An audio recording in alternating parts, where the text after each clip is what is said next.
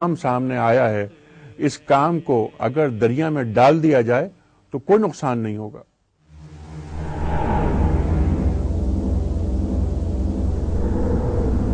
بالکل کردار سازی نہیں ہو رہی۔ کردار سازی کیسے ہوگی؟ گفتگو سے نہیں ہوگی۔ میں یہاں بیٹھ کے باتیں کر رہا ہوں اور یہ باتوں کی چنگم چبا رہا ہوں، میرا عمل میری گفتگو کے خلاف ہو تو لوگ میرا مذاق اڑائیں گے اور کہیں گے یہ دین کی بات کرتا ہے اور اس قسم کا اس کا کردار ہے۔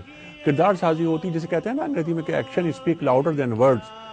مجھے معلوم دیکھیے ہمارے بچپن میں کیا ہوتا تھا، ہمارے محلے میں کچھ لوگ ہوتے تھے، کچھ بزرگ ہوتے تھے، کچھ گھر ایسے ہوتے تھے، ہمیں یقین ہوتا تھا کہ اس گھر میں حرام نہیں آتا ہے، یہ ہوتا تھا۔ اور یہ دیکھیے یہ ہمارے بزرگ ہیں، محلے میں رہتے ہیں، ہم ان کے سامنے کوئی شرارت نہیں کر سکتے تھے اور وہ ہمیں ڈانٹتے تھے اور ان کا کردار کیونکہ بہت اچھا ہوتا تھا۔ ہمارے پاس صرف یہ ہے کہ کردار سازی کی جانب کوئی توجہ دور دور تک نہیں ہے، صرف پاور کو حاصل کرنا زندگی کا مقصد بن گیا ہے۔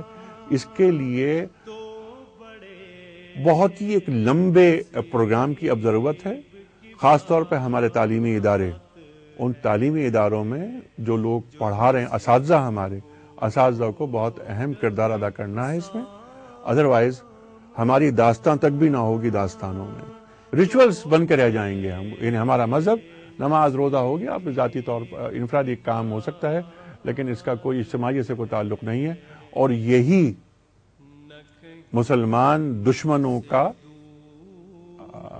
منصوبہ ہے۔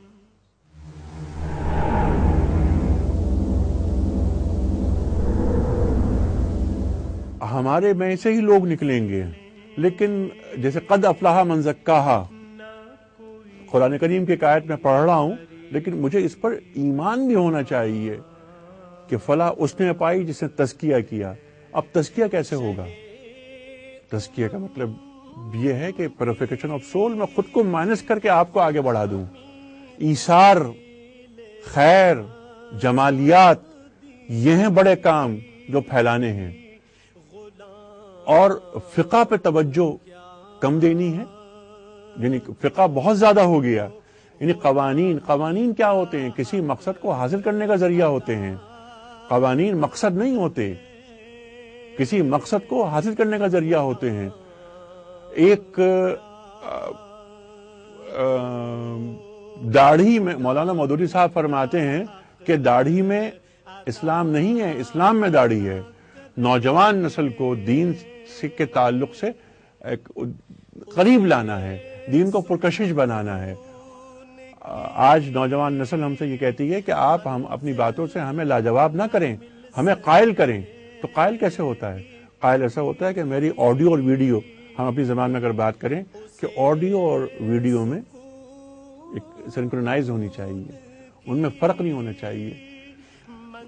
یا ایھا الذین آمنوا لما تقولون ما لا تفعلون، ہمارا مسئلہ صرف یہ ہے کہ افعال اور اقوال دونوں میں فرق آ گیا ہے، کردار گفتار الگ الگ ہو گئی ہے۔ ہم ایک پلان بنا کر اور عہد کے لمس کے ساتھ کوئی مشکل نہیں ہے۔ میں یہ سمجھتا ہوں کہ 15 برس لگ کے کام کر لیا جائے نا تو عالم اسلام بہت آگے جا سکتا ہے، اور اس کے لیے سب سے بڑا کام یہ پہلا کام یہ کہ اس قوم کو صرف میٹرک کرا دیجئے عدیل صاحب، صرف میٹرک۔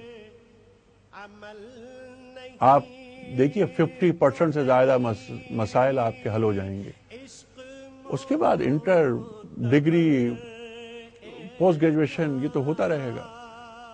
میٹرک کرا دیں۔ اس وقت 4-5% سے زیادہ لوگ میٹرک نہیں ہے اس ملک میں۔